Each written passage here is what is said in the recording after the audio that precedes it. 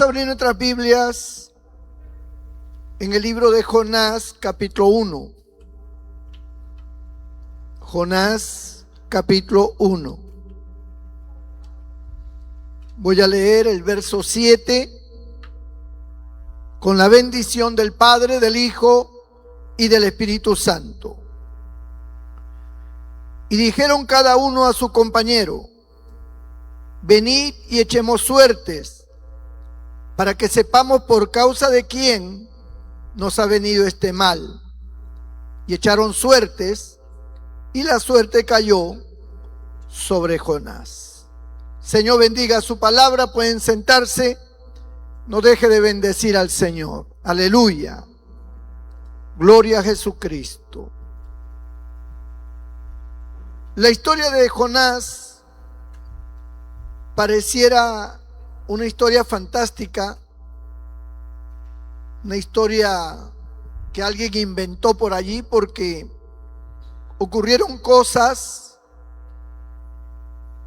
que dentro de la lógica humana pues pareciera que no está bien. Por lo tanto, más parece un libro de ciencia ficción, bendito el Señor, ¿no? Algo inventado. ¿Por qué? Porque Jonás fue un hombre que atravesó una gran parte del mar dentro de la barriga de un pez, bendito el Señor.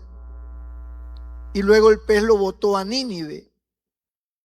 Entonces, es bien complicado para muchas personas que son escépticas a la palabra de Dios y a Dios aceptar un libro como este, donde se habla que un hombre viajó en el vientre de un pez, bendito el Señor, y que luego el pez lo botó en el lugar donde Dios quería, ¿no? Pero la palabra de Dios habla de hechos reales.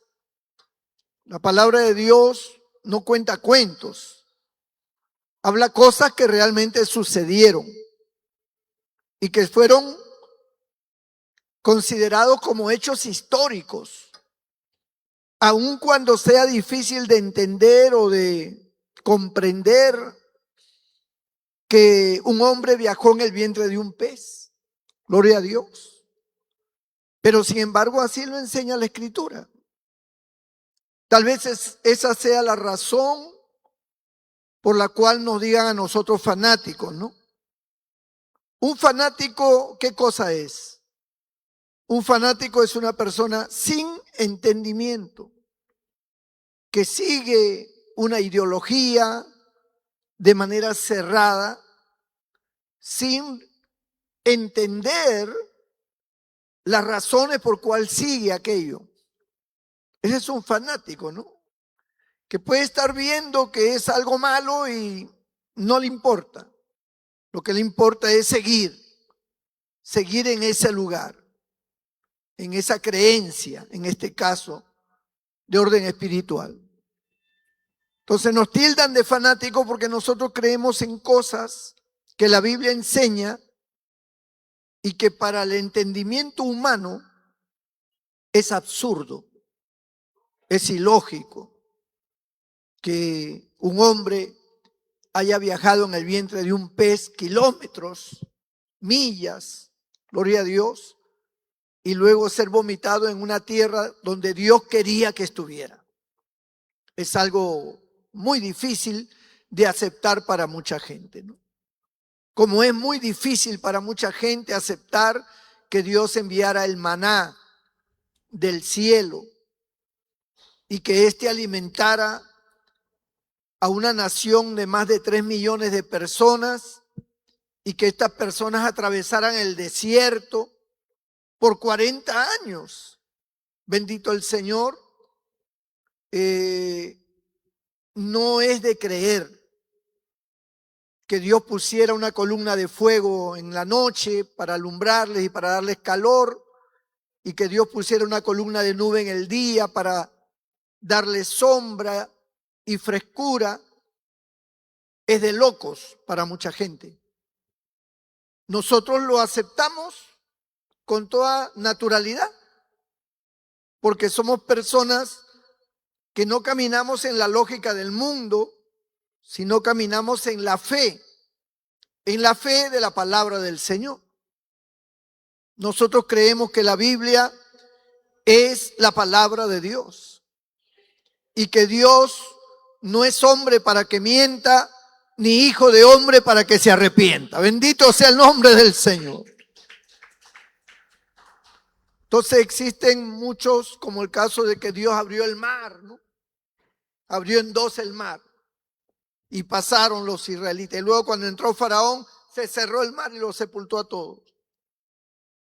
Y que Dios puso una columna de fuego, pero en el sentido vertical, para que Faraón y su ejército no pudieran avanzar hasta que los israelitas cruzaran el Mar Rojo. O sea, esas son cosas para mucha gente fantásticas. Eso no puede ser.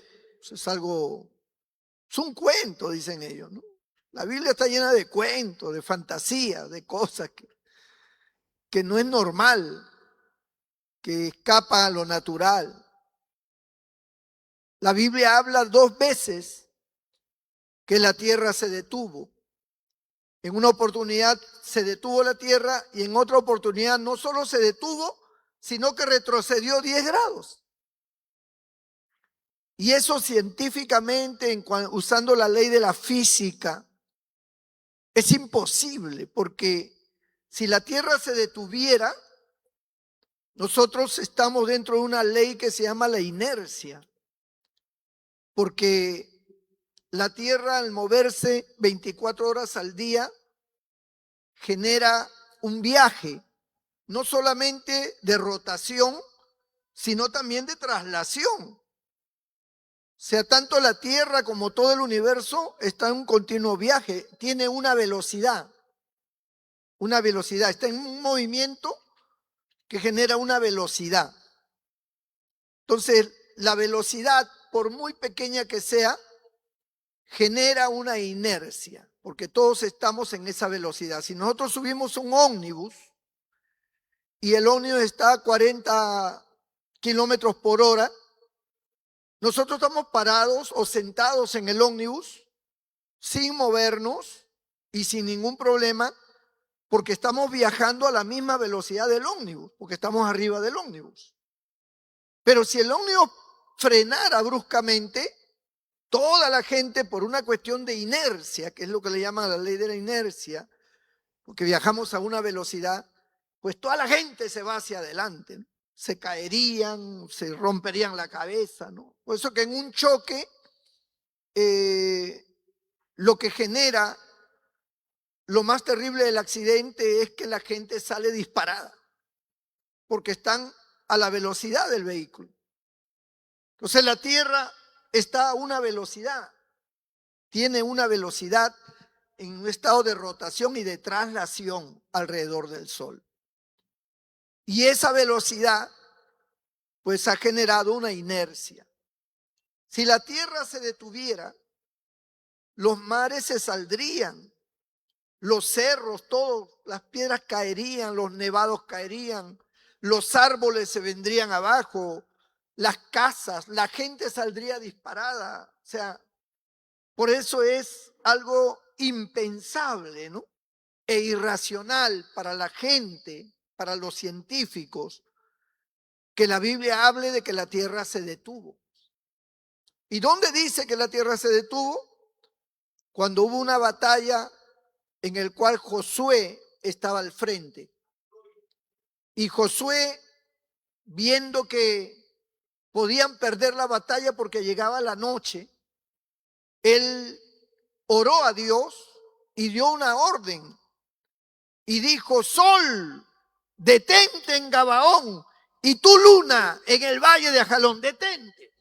Porque claro, Josué no tiene ni la menor idea en ese momento, en ese tiempo, de que el que está girando es la tierra, no el sol ni la luna. Ellos están en su mismo sitio. Es la tierra la que gira. Y entonces se detuvo el sol y se detuvo la luna Mejor dicho, se mantuvo la claridad del sol y la luz de la luna al otro lado durante todo un día. Y él pensaba que era el sol que se había detenido, pero no, era la tierra la que se había detenido. ¿Y cómo pudo suceder algo así? Los ateos, los científicos que también leen la Biblia, cuando llegan a ese punto, les parece un gran disparate. Que la tierra se haya detenido, no puede ser. Científicamente, físicamente, es imposible que la tierra se detenga. En otra oportunidad no solamente se detuvo, sino que hubo un hombre que le dijo al Señor que si la sombra retrocediera 10 grados, entonces yo creeré. Y la sombra retrocedió 10 grados. O sea, como que la tierra que está avanzando así, se detiene y comienza a retroceder, ¿no? 10 grados. Y después volvió nuevamente a la normalidad. O sea, eso es descabellado. No puede ser. Es imposible. Entonces, por esa y por muchas razones, ¿no? Como el caso del hombre que lo lanzaron al pozo y los leones no se lo comieron, ¿no? Que fue Daniel. Lo tiraron al pozo de los leones y no se lo comieron los leones. Y Daniel dijo, el ángel de Jehová ha estado aquí y ha tapado la boca de los leones. Y cuando sacan a Daniel y meten a los otros bandidos que habían provocado que lanzaran a Daniel, dice que ni siquiera habían llegado al fondo y los leones de un salto lo despedazaron en el aire. Entonces dicen eso de que cayó en el foso de unos leones hambrientos y que estos no se lo comieron porque el ángel le tapó el hocico a los leones. Eso es un cuento, dice. Eso no puede ser verdad. Pero, sin embargo, la Biblia lo enseña así. La Biblia también enseña que David, siendo un joven, mató a un oso y mató a un león. Y él no tenía escopeta porque no existía. No lo mató de un balazo porque no existía. ¿Con qué lo mató? Con un palo, con una piedra. O sea, un muchacho enfrentándose a un gran oso que de un zarpazo te parte en dos, o a un león que de un salto te devora. O sea, eso es inexplicable, dicen.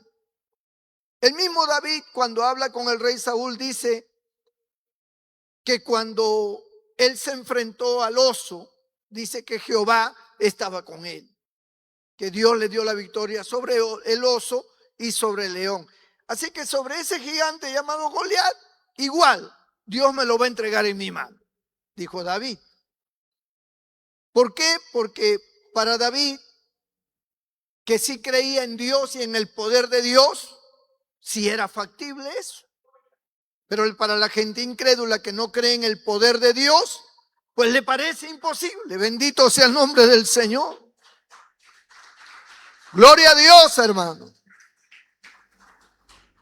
Entonces en la Biblia, de que Adán y Eva hablaran con una serpiente, no tiene sentido.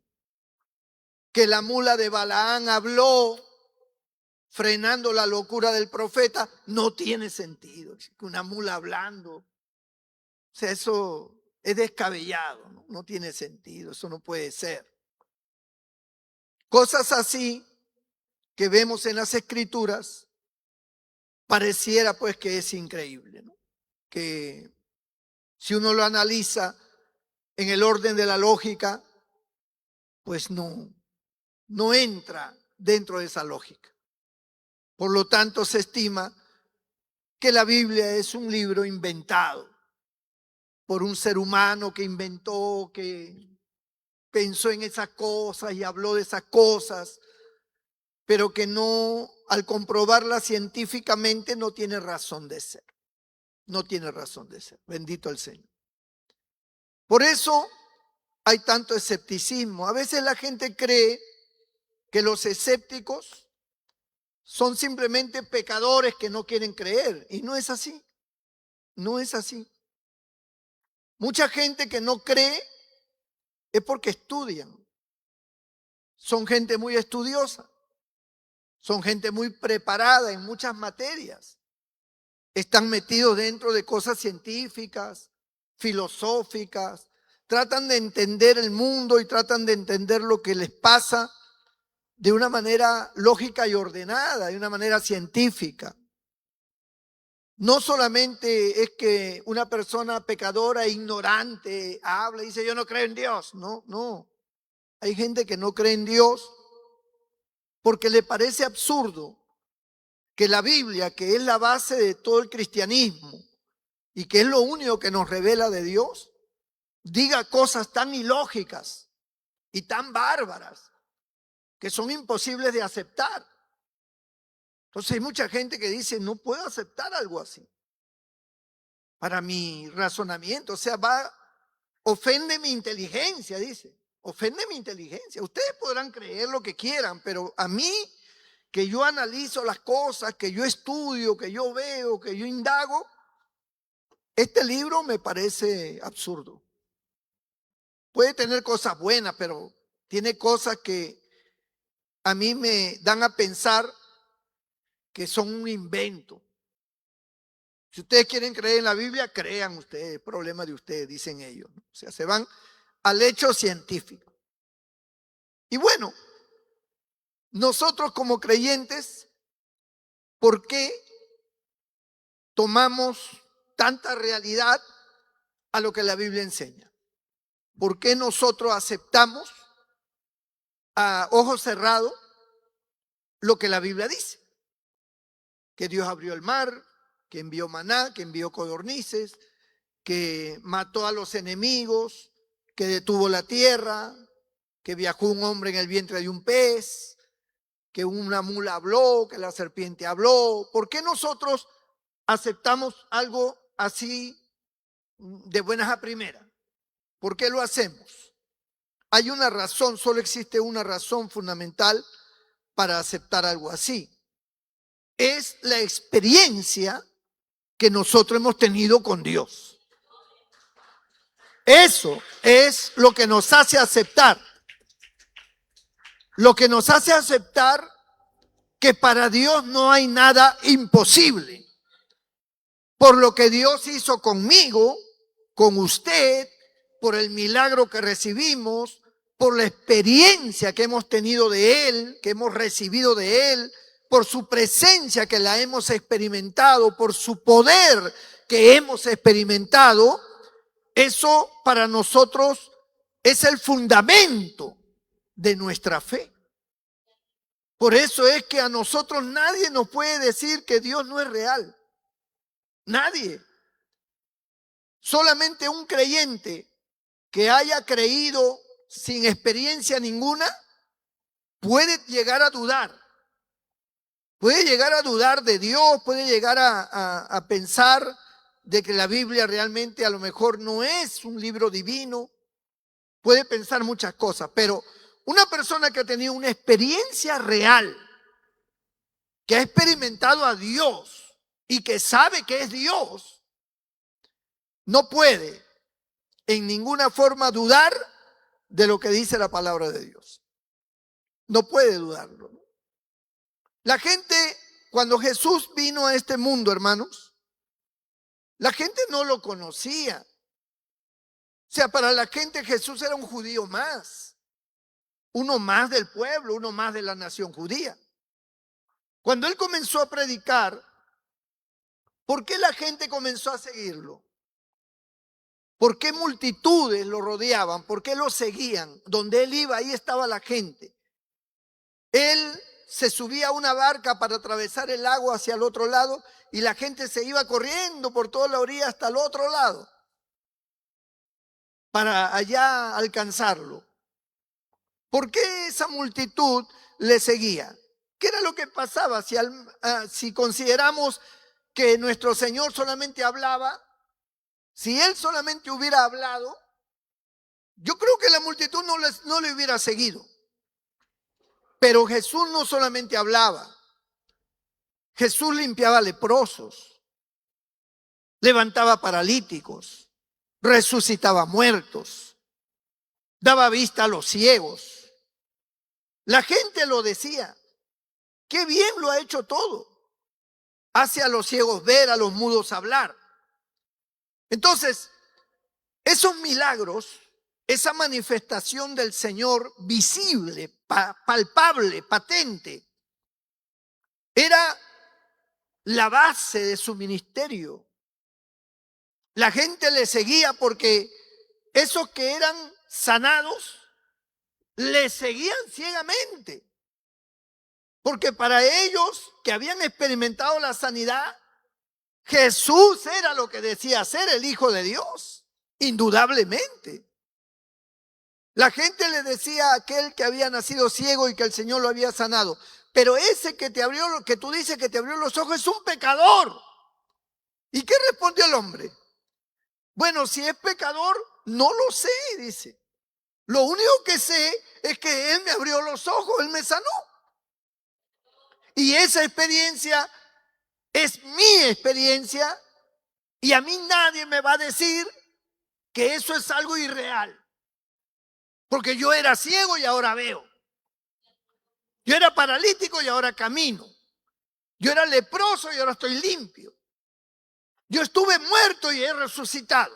O sea, esa experiencia que hasta el día de hoy la gente tiene con el Señor es lo que afirma la fe de los creyentes. De una u otra forma, esa experiencia personal que uno tiene le da la seguridad de que estamos en relación con Dios verdaderamente. Si usted no tiene una experiencia con el Señor, yo les voy a decir que su fe es frágil. Usted nunca va a poder determinar la verdadera realidad de Dios. O sea, no lo va a entender hasta que tenga una experiencia. Y experiencias son de miles de formas. Dios te puede hablar al corazón, Dios te puede hablar al oído, Dios puede resolver una situación, Dios puede hacer un milagro, Dios te puede dar una sanidad. O sea, hay muchas maneras. El que solo experimente su presencia, que caes al piso llorando, es una experiencia tan inolvidable que te da la seguridad de que tú has sentido a Dios. Abraham salió sin saber a dónde iba. ¿Por qué? Porque Dios le habló y esa seguridad de que Dios le había hablado, nadie se la pudo quitar. Nadie. Por más que le dijeran, estás loco, Abraham, ¿a dónde vas a ir? No lo sé, él me ha dicho que salgas. Pero ¿quién te ha dicho? Yo sé que es Dios. No puede ser. Estás imaginándote cosas. No, no me estoy imaginando nada. Yo he sentido, Dios me ha hablado, Dios me ha dicho. Y punto, ¿no? Una vez, Natanael le dice a un discípulo, ¿de Nazaret puede salir algo bueno? Y el discípulo que era amigo de él le dice, pues ven y ve. Bendito el nombre del Señor. Ven y ve. Y cuando él fue y habló con Jesús, Jesús le dijo algo que solamente él sabía. Y entonces comenzó a creer en él. Porque te dije, te vi debajo de la higuera, ¿creíste? Para él fue más que suficiente. Algo pasó allí. Bendito el nombre del Señor. Entonces, hermanos, es la experiencia la que confirma verdaderamente quién es Dios y la realidad de Dios y la realidad y veracidad de su palabra. Cuando Juan escribe su carta, Juan dice, lo que han visto nuestros ojos, lo que oímos con nuestros oídos, lo que palparon nuestras manos tocante al verbo de vida, eso hablamos. O sea, Juan está diciendo, yo no estoy hablando por hablar, ni estoy escribiendo esta carta porque a mí se me ocurre o me da la gana de decir cualquier cosa. Lo que yo estoy diciendo es lo que yo he visto, es lo que yo he oído, es lo que yo he palpado, lo que yo he experimentado. O sea, yo no estoy hablando tontería, estoy hablando de mi propia experiencia. Cuando nosotros testificamos, hablamos de nuestra experiencia con Dios. No hablamos de la experiencia que tenemos con el refugio, ni con el pastor, ni con los hermanos. Hablamos de nuestra experiencia con Dios, porque esa es la base de nuestra fe. Porque nosotros pudimos haber seguido nuestras vidas. Porque para nosotros nuestra vida, buena o mala, como quiera, nosotros pensamos que era algo natural y normal esa vida que teníamos. Aun cuando estábamos metidos en la borrachera, en cosas malas. Pero para nosotros así es el mundo, así es la vivencia y nosotros somos parte del mundo. Y por lo tanto, pues para nosotros esa vida que llevábamos era una vida normal, natural para nosotros. Porque nosotros no podíamos saber nada de Dios porque nunca habíamos experimentado a Dios ni conocido a Dios. Nosotros entendíamos que cada persona del mundo podía escoger una religión si le daba la gana. Bueno, tú escogiste tu religión, yo tengo la mía, así que estamos igual. ¿Qué pues? Yo no quiero ir a tu religión, no quiero saber nada de la Biblia, yo quiero seguir mi vida. ¿Ok? Y para el mundo, pues así eran. ¿Qué fue lo que nos sacó de ahí, hermano? ¿Por qué nosotros estamos metidos acá en una congregación? ¿Por qué nos llamamos evangélicos? ¿Por qué cargamos una Biblia? ¿Por qué hablamos de esta fe espiritual? ¿Por qué hablamos tanto de Dios? ¿Por qué mantenemos una conducta diferente a la del mundo? O sea, ¿a qué se debe eso? ¿Qué es lo que pasó? Porque tú puedes haber sido pecador, pero eres una persona de razonamiento, por muy pecador que fueras.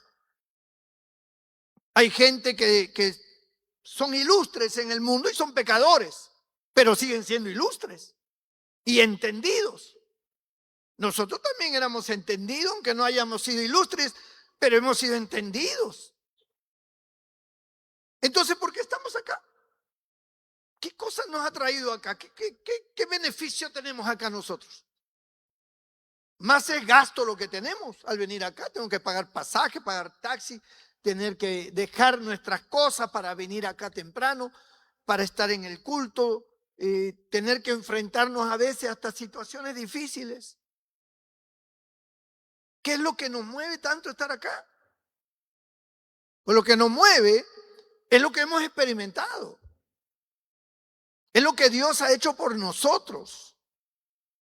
Es el cambio, es la manifestación divina en nuestra vida, lo que ha provocado que hoy nosotros estemos acá. O sea, no estamos acá porque así como hace la gente que se va a un partido político, se va a un club de la Alianza, de la U, de cualquier otro. Nosotros no estamos así. Nosotros estamos acá porque algo pasó con nosotros. Algo pasó. Algo sucedió de parte de Dios. Y eso es lo que nos ha movido a nosotros ser creyentes, ser cristianos y mantener esta posición, pase lo que pase, cueste lo que cueste. Por la experiencia, bendito sea el nombre del Señor. Por la experiencia. Entonces, no se trata solamente de leer, no se trata solamente de conocer lo que dice la Biblia, porque nosotros no somos fanáticos. Nosotros creemos en lo que dice la Biblia porque Dios se ha manifestado a nuestra vida. Y por lo tanto, esa experiencia es más que suficiente para aceptar y creer todo lo que Dios dice en su palabra. Yo creo en la palabra de Dios porque yo conozco a ese Dios. Porque ese Dios se manifestó a mi vida. Porque el Señor cambió mi vida. Porque el Señor yo lo he experimentado. Y por lo tanto yo creo a lo que dice. Ciegamente lo creo. Y no es fanatismo, es experiencia. Es experiencia, hermano. Es como que alguien te saca a ti de un problema muy grande y muy grave. Viene alguien y te ayuda. La gente podrá decir, oye, ese es un mentiroso, un falso, que esto. No, mi hermano, perdóname. Tú podrás tener tus razones para pensar así, pero para mí esa persona cuando yo estuve mal, cuando estuve en una situación muy grave, tú no me viniste a ayudar a mí, él me ayudó, ella me ayudó. Y por lo tanto mi concepto de esa persona es buena. ¿Por qué? Porque tuviste un encuentro en el cual esa persona fue favorable para ti, fue oportuna. Si una persona puede crear un concepto bueno en tu corazón por la obra que haya hecho, ¿cuánto más Dios? O sea, una manifestación de Dios, un trato de Dios directamente y de manera personal con cada uno de nosotros, genera una seguridad total de su existencia, de su realidad, de su poder, de su amor y de todo. Y eso nadie me lo va a poder quitar del corazón. Nadie. Por más que digan que Dios no, que eso no existe, que eres un tonto, que cómo vas a creer en ese libro, que la tierra se detuvo, que la tierra retrocedió, que el mar se abrió, o sea, estás loco. Podrás pensar tú lo que quieras, pero yo conozco al Dios que abrió el mar rojo y al Dios que pidió el maná y al Dios que detuvo la tierra. Yo lo he experimentado y a mí nadie me va a quitar eso, esa realidad. Nadie me la va a quitar. Y si Dios dijera que Jonás viajó en una sardina, yo lo voy a creer. ¿Me entiendes? Por la experiencia que yo he tenido. Esa es la razón por la cual es tan importante inculcar a nuestros hijos el temor de Dios y la palabra de Dios cuando son niños. Porque cuando tú le inculcas la palabra de Dios y lo motivas a la fe en ese Dios verdadero que tú has experimentado y le das testimonio a tus hijos de lo que tú has experimentado con Dios, ellos van a tener eso como una base hasta que ellos tengan su propia experiencia y ellos tomen su decisión personal con Cristo y ellos den el paso de seguir al Señor. Pero mientras tanto, mientras son dependientes y son niños, tú le inculcas para que ninguna palabra contraria a la voluntad de Dios que vengan en los colegios o de algún familiar que le quiera hacer creer a nuestros hijos cosas que no son, puedan tener influencia sobre ellos. No pueden. Los niños creen a sus padres más que a sus profesores. El profesor le puede decir al niño, ¿sabes qué? No existe Dios. El niño va a decir, sí, Dios existe. Porque mi papá a mí me ha dicho que Dios existe. No, pero eso es mentira, ¿no? Entonces, esa palabra, esa enseñanza, esa formación que tú le das a tus hijos, los ubica en un tiempo y espacio real para con Dios. Instruye al niño en su carrera, dice, en su camino, y aun cuando fuere viejo no se apartará de él. Lo que tú le enseñes a un niño va a quedar para toda su vida, sea bueno o sea malo. Lo que tú le instruyas o le digas a un niño, eso va a quedar para toda su vida ya. Porque hasta los 5 años de edad, ellos absorben todo y se queda como base en su disco duro, si lo queremos comparar con una computadora. Se queda grabado todo lo que tú les has enseñado hasta los 5 años de edad. Todo se queda en su memoria y queda para toda la vida. Por eso es que ellos gustan de ciertas comidas porque de niño ellos lo disfrutaron. Y ese gusto por ese tipo de comida se le quedó para siempre. Usted va al Japón y le sirven una comida que es impasable. Impasable. Yo no digo que todas, pero les cuento un breve testimonio. Así estábamos en una reunión en Japón con un grupo de pastores y nos habían invitado a la casa de una familia japonesa. Y estábamos sentados a la mesa y escuchábamos en la cocina que parecía que estaban haciendo un arroz chaufa de eso. Nosotros nos imaginábamos. Pero lo primero que nos trajeron fue un caldo, así, sin fideos, sin nada, solamente caldito nomás, así, un pocillo. Y a cada uno nos dieron. Oramos todo mientras se estaban preparando, el otro que sonaba adentro. Y bueno, terminamos de orar todo, agarramos la cuchara para... Oiga, hermano, eso era impasable. Parecía que habían lavado una media sucia ahí. Era una cosa horrible.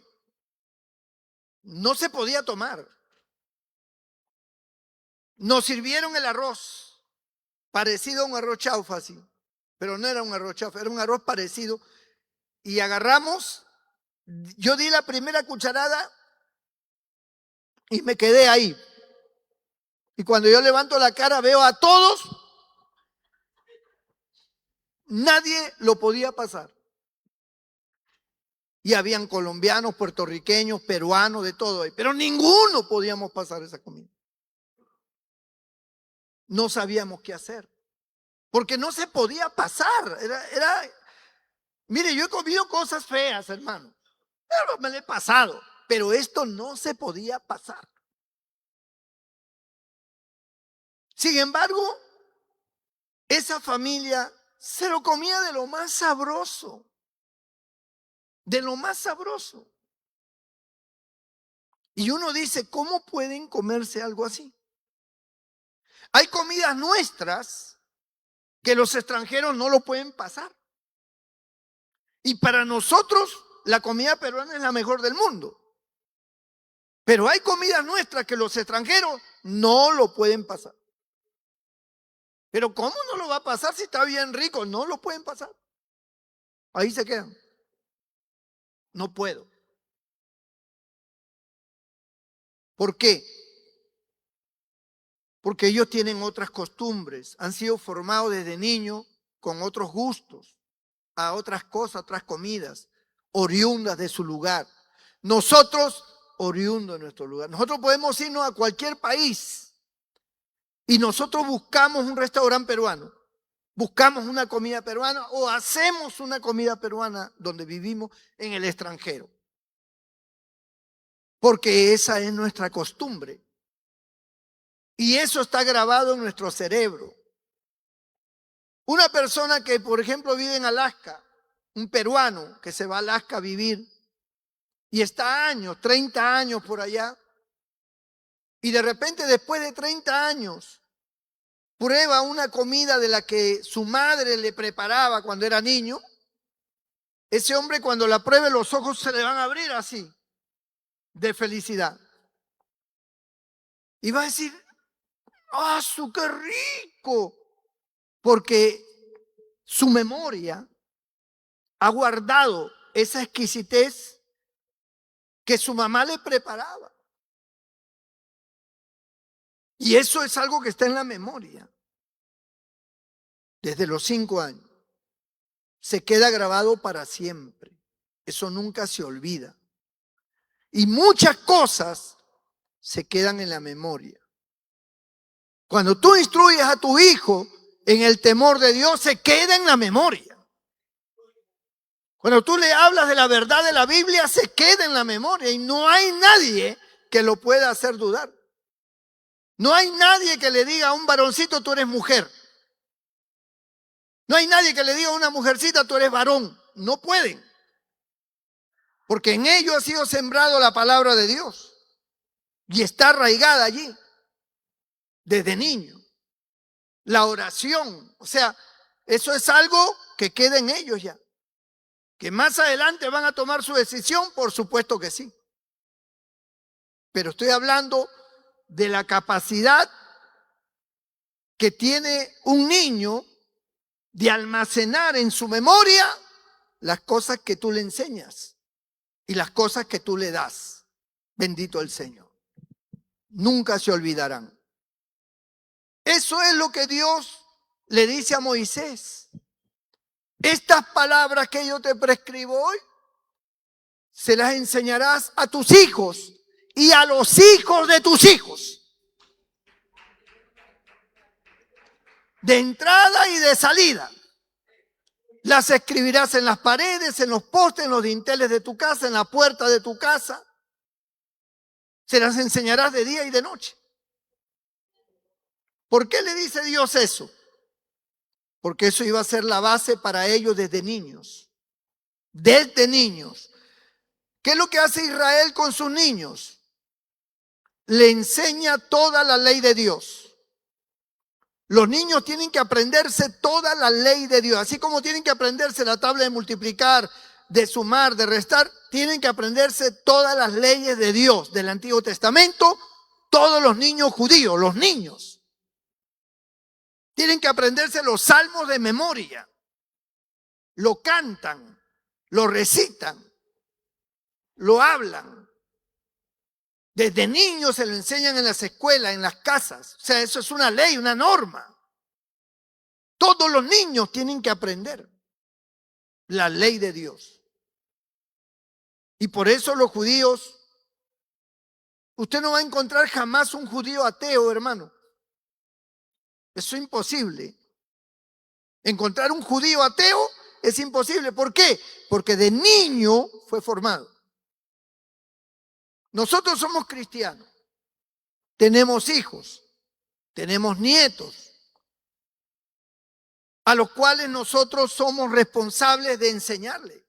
Pero la mayoría de los cristianos que hoy en día están, no le enseñan a sus hijos, no los forman en el temor de Dios. Se amanecen con ellos enseñándoles la tabla de multiplicar, de sumar, la historia, le hacen las asignaciones, los padres están allí enseñándole a leer, enseñándole a escribir, todo eso.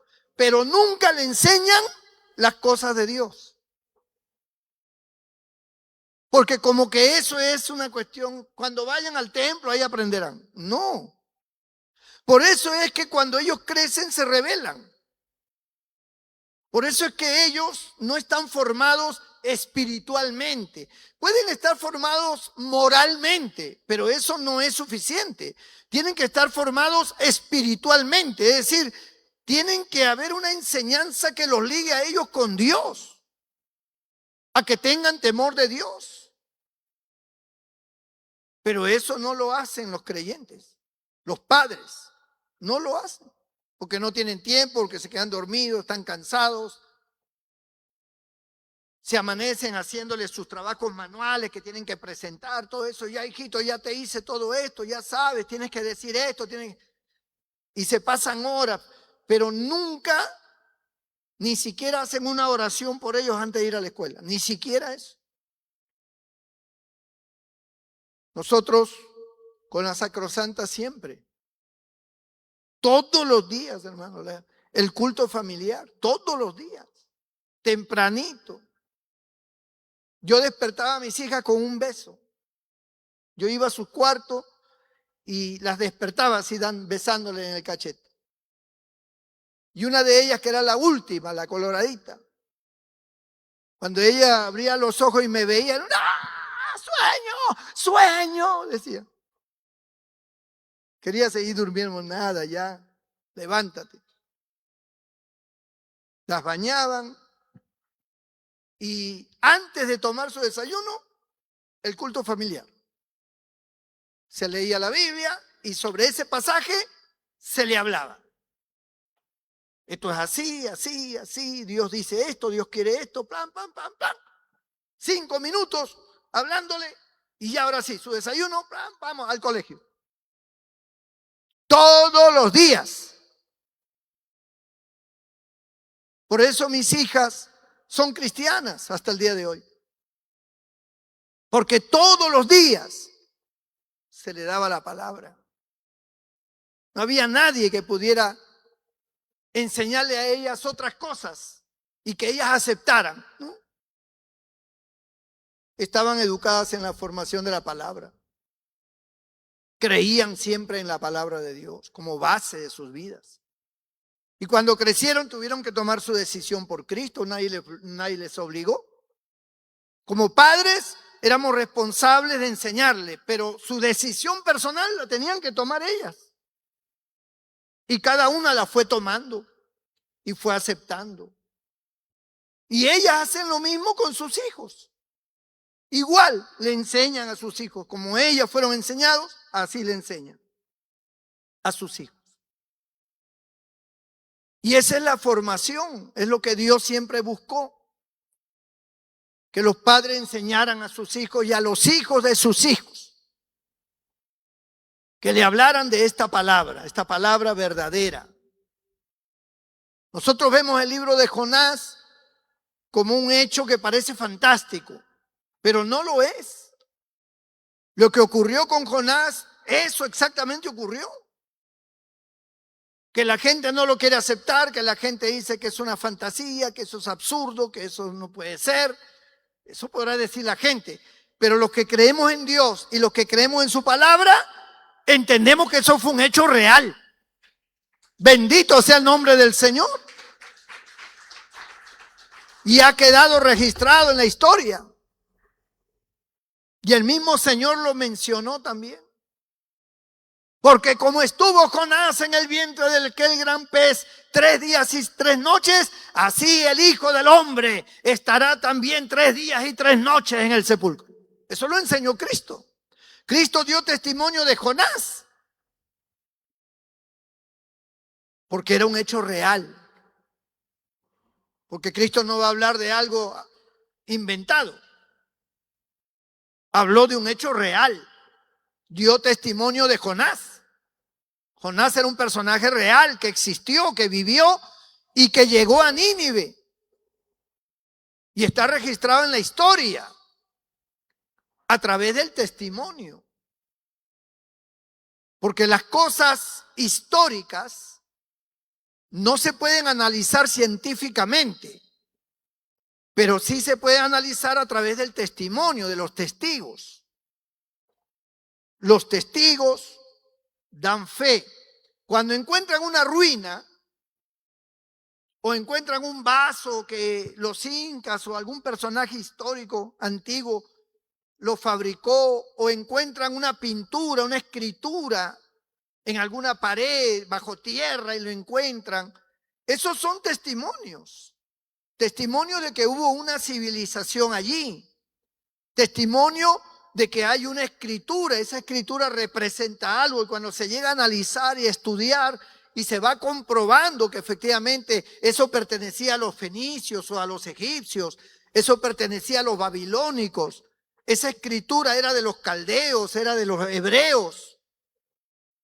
Entonces, la ciencia va confirmando que esas ruinas fueron de los mochicas o fueron de los de Nazca o fueron esto, o sea, la ciencia va corroborando por la forma de la escritura, por la forma de sus huacos, por la estructura de sus edificios, de sus ruinas, o sea, van analizando. Por eso están los arqueólogos, por eso son gente científica que están metidos en esas cosas. Ellos estudian y ellos sacan conclusiones reales. Entonces, eso enmarca una historia, que hubo una civilización que fue real. Han encontrado momias, han encontrado difuntos que todavía están para analizar. Y los han analizado con el carbono 14, han buscado la manera de encontrar en sus prendas a qué cultura pertenecía, y todo eso da testimonio. El testimonio es lo que muestra la historia. Usted, por ejemplo, dice, mi abuelo tenía un carro antiguo tal así. Sí, aquí mira, acá lo tengo en la foto. Mira, ese era su camión, ese camión antiguo, que había que prenderlo así con manizuelo. Ahí está paradito él, mire, este era mi abuelo, está joven ahí, y ahí está su carro, ahí está su camioncito, ahí está su ómnibus, lo que sea que tenga. Acá tengo la foto cuando vivíamos en tal lugar que esa casa ya la demolieron, ahora hay un edificio, ahora han hecho un parque, qué sé yo, pero nosotros vivíamos ahí, mira, acá está la foto. Esa foto da testimonio de un hecho histórico. Así es como se ve la historia, así es como se valora la historia y se le da credibilidad.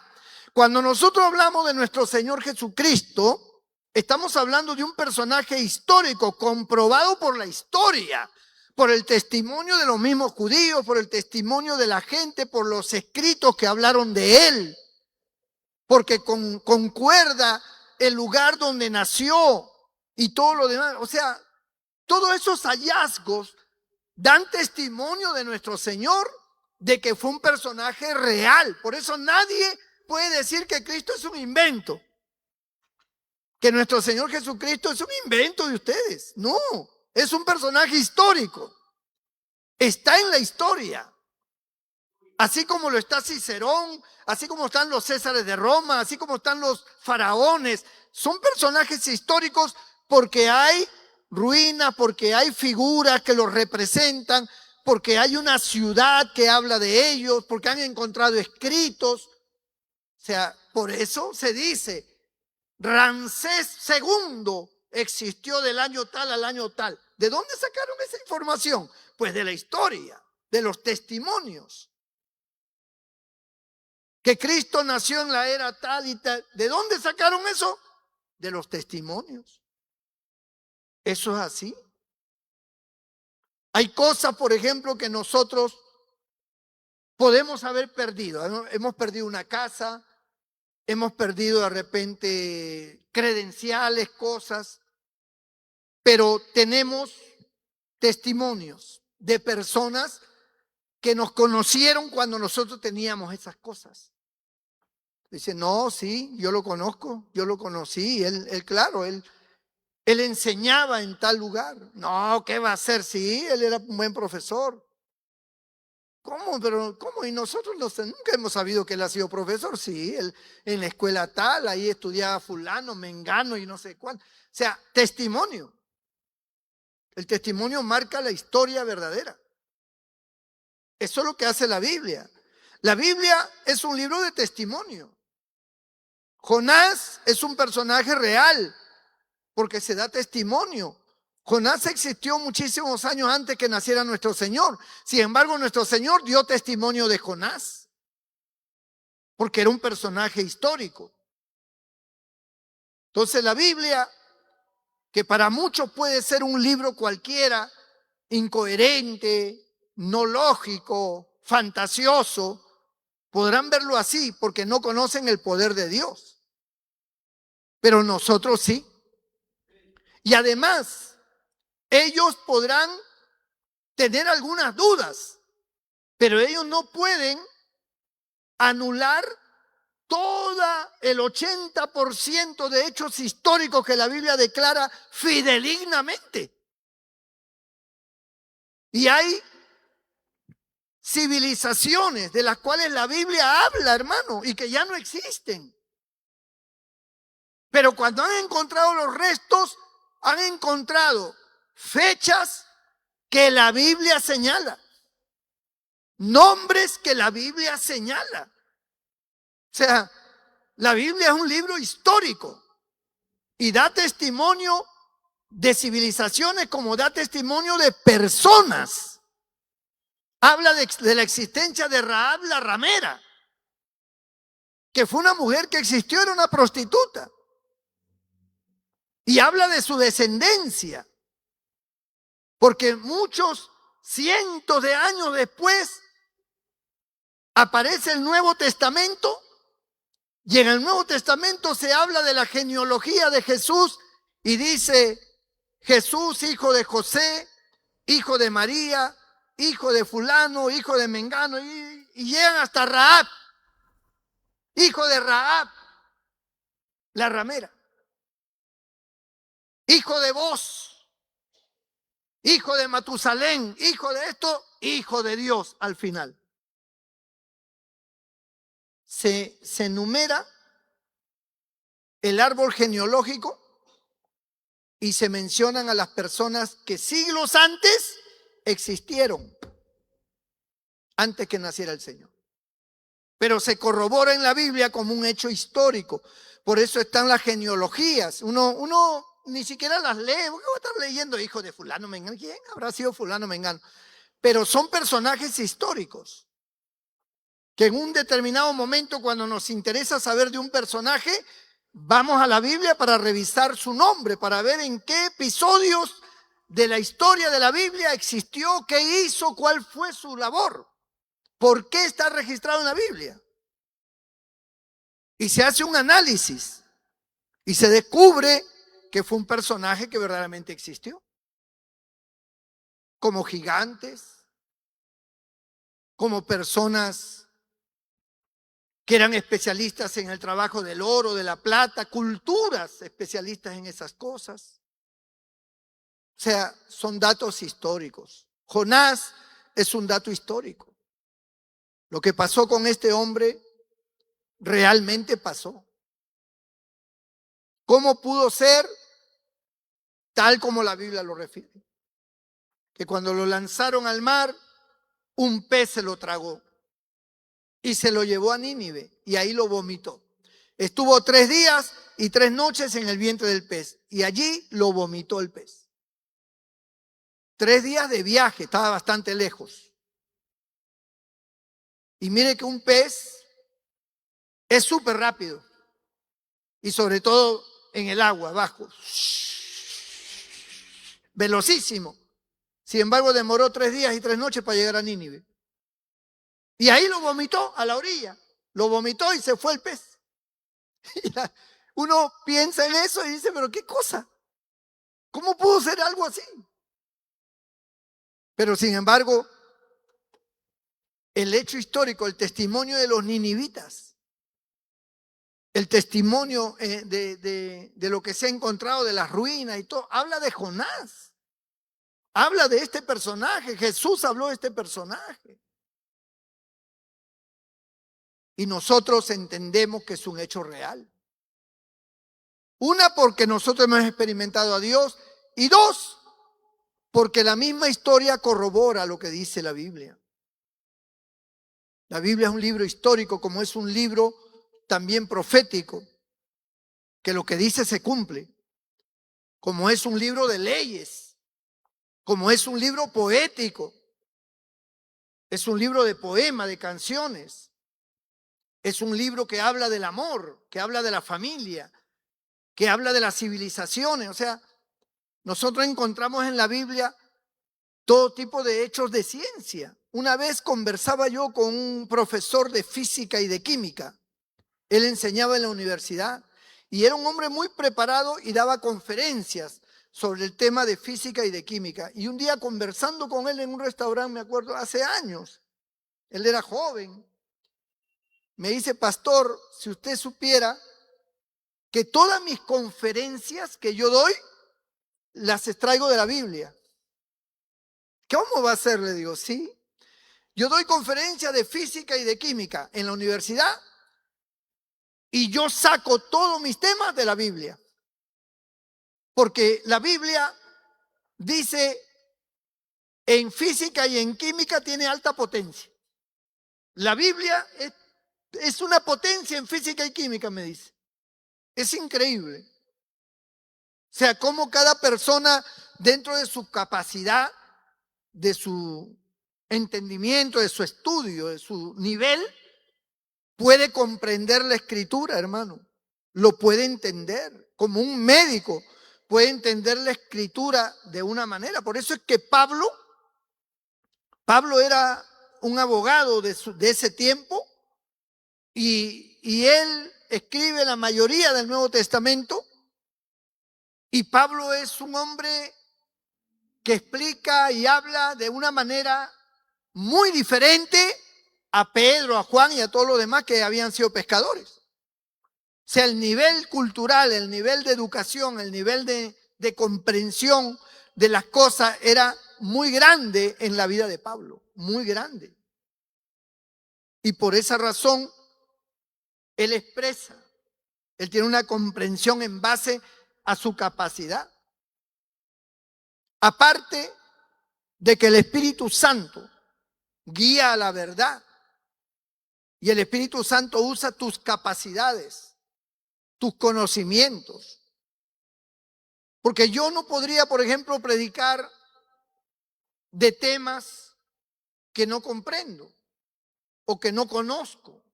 Yo no podría hablar, porque ¿qué podría decir yo de física y de química si yo no sé de eso? ¿Qué voy a explicar? Tengo que conocer para que cuando yo esté predicando, el Espíritu Santo me lleve a toda esa información y yo pueda entonces desarrollar un tema, porque tengo conocimiento de eso, porque he sido informado sobre eso, que se articula de manera exacta con la palabra del Señor y entonces sale un mensaje. Por eso que un pastor no solamente conoce la Biblia, un pastor tiene que conocer de muchas cosas. Tiene que conocer de medicina aunque no sea doctor.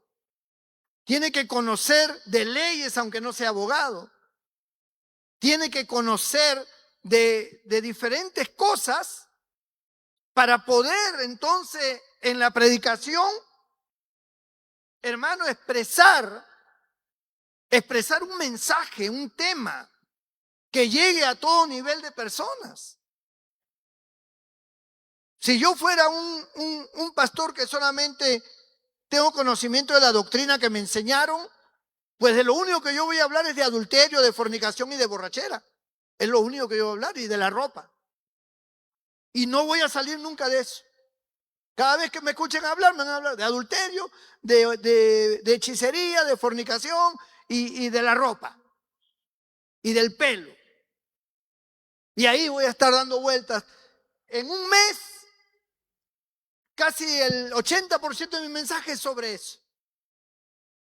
Y exhortar y exhortar y exhortar y meterle palo a la gente y hablarle que esto, que ni siquiera ellos lo viven. Y exhortan y exhortan y esa es su predicación. Y la pueblo, amén, amén, amén.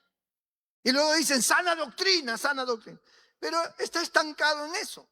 Por eso que ellos, dentro de su congregación, nunca tienen un ingeniero, un abogado, un médico, un sociólogo, un psicólogo, un militar, un empresario. Ese nivel de personas no están dentro de sus congregaciones. Porque ellos de lo único que hablan es solamente de eso.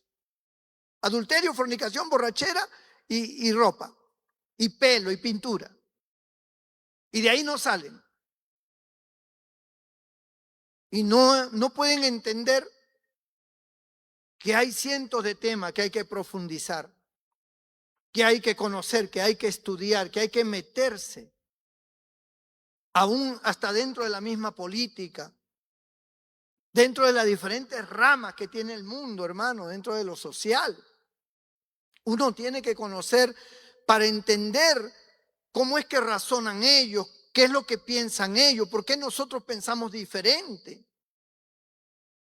Hablar acerca de la ciencia, hablar acerca de las culturas antiguas, las culturas modernas, los problemas actuales, las guerras que existen, por qué existen, qué cosa es la geopolítica, qué significa, en qué nos atañe a nosotros los cristianos. O sea, hay muchos sectores de la vida que no se tocan en los púlpitos, no se hablan por la sencilla razón de que hay una limitación solamente en hechos puntuales de pecado nada más, y enfocan y creen que hablar del pecado y del pecado así, ya con eso solucionaron el problema, y no es así.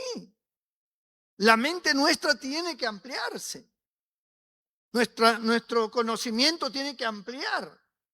Uno tiene que aprender en la iglesia muchas cosas.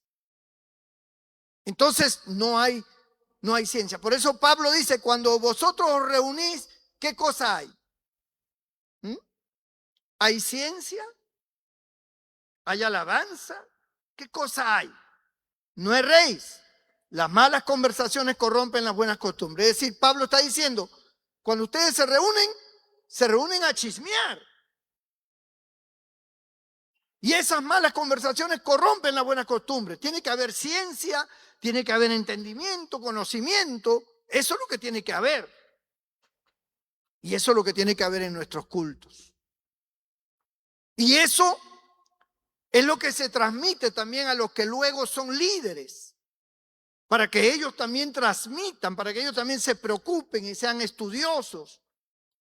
Ahora que tenemos la inteligencia artificial, ahora que tenemos la computadora, el celular, donde podemos tener todo tipo de información para enriquecer nuestros conocimientos, tenemos que venir y juntarlo dentro del enfoque de la palabra de Dios, para que haya un conocimiento amplio. Y eso es importante, eso es importante. Hay pastores que te hacen un recorrido por toda la historia, te hacen un recorrido porque son gente que estudia, hermano. Son gente que de conocimientos amplios, que tienen bastante información de la sociología, de la psicología, entendimiento de muchas áreas, que ellos lo aplican con el tema que están tratando de la palabra de Dios. Y el Espíritu Santo utiliza todos esos mecanismos y te hace recordar, y por eso que el predicador habla y habla y habla y habla y habla y dice, ¿de dónde salen tantas palabras? Y las palabras no pueden salir así al aire, tienen que salir en forma lógica y ordenada. Tienen que tener un trasfondo, tienen que tener una enseñanza, tienen que tener una amplitud para comprender. No se trata solo de hablar y hablar. Tiene que tener una guía que nos indique a nosotros, entonces las cosas son así. Que te abra tu mente. Eso es lo que tiene que existir, hermano. No se trata, por eso que no todos pueden ser pastores. Cualquiera puede pararse en un púlpito a decir cualquier cosa, pero no todos son pastores. Y los pastores tienen que ser personas preparadas. Tienen que ser personas preparadas. Si no, ¿qué cosa van a hablar, pues, hermano? No, pero la Biblia, ahí para que hable, sí, pero la Biblia tiene historia. Cuando usted habla de los caldeos, cuando usted habla de los babilonios, tiene que conocer la historia de los caldeos y de los babilonios y sus personajes y qué influencia tuvieron y por qué aparecen en la Biblia y cuál era el contraste con los hebreos y una serie de cosas. Datos hasta de fecha cuando tomaron cautivo a Israel y cuántos años duró ese rey Darío y cuántos años duró Nabucodonosor y qué pasó con ese hombre. O sea, datos históricos que se tienen que conocer. Y esas cosas se tienen que enseñar porque la iglesia es como un colegio, hermano. Cuando usted viene acá, usted viene a aprender, porque usted no tiene tiempo para meterse a estudiar la Biblia. Usted trabaja todo el día, usted atiende el hogar, usted está en sus responsabilidades, en sus cosas, con la justa llega aquí corriendo para el culto. Usted no tiene tiempo para abrir la Biblia y sentarse, llega a su casa cansado, agotado y se queda dormido. Tiene trabajos que hacer, a veces lleva el trabajo a la casa, los hijos, por un lado, los problemas, una serie de tensiones. No le da tiempo para que usted pueda tener esa libertad de estudiar. Para eso están los pastores, pues. Los pastores nos encargamos de esa área espiritual para que cuando usted venga aquí cargado, trabajado y desordenado en su mente, la palabra de Dios a usted lo eduque, lo afirme, le fortalezca, le dé ánimo. Bendito el nombre del Señor. Y se muestra un Dios de poder, capaz de hacer cosas impensables. Puedo hablar de Jonás. Y de hecho voy a dejarlo para otro momento porque ya no me alcanza el tiempo. Porque quiero tocar este versículo que leí con ustedes. Donde dice, y dijeron cada uno a su compañero, venid y echemos suertes para que sepamos por causa de quién nos ha venido este mal. Y echaron suerte y la suerte cayó sobre el suertudo de Jonás. Pero eso lo voy a dejar para el próximo culto. Voy a hablar de Jonás el jueves. Hoy tómelo como un recorrido para entender por qué es que nosotros aceptamos hechos que parecen fantásticos y que son para el mundo y para los científicos algo ilógico, que no concuerda con lo natural, con lo lógico, no se puede entender. Pues sí se puede entender. Sí se puede entender cuando experimentamos a ese Dios verdadero. Cuando experimentamos su poder, nosotros nos damos cuenta que para Dios no hay nada imposible.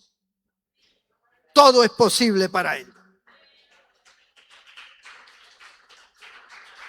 Y tanto así es posible, que no importa qué problema tú tengas y cuál sea tu enfermedad o cuál sea la crisis que estés atravesando. Si tú puedes creer que para Dios no hay nada imposible, entonces déjame orar por ti, para que Dios obre en tu vida y tú experimentes el poder de Dios.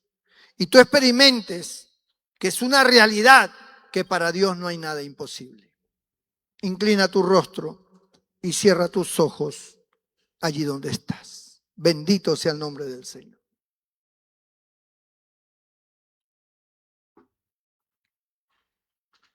Tal vez haya alguna vida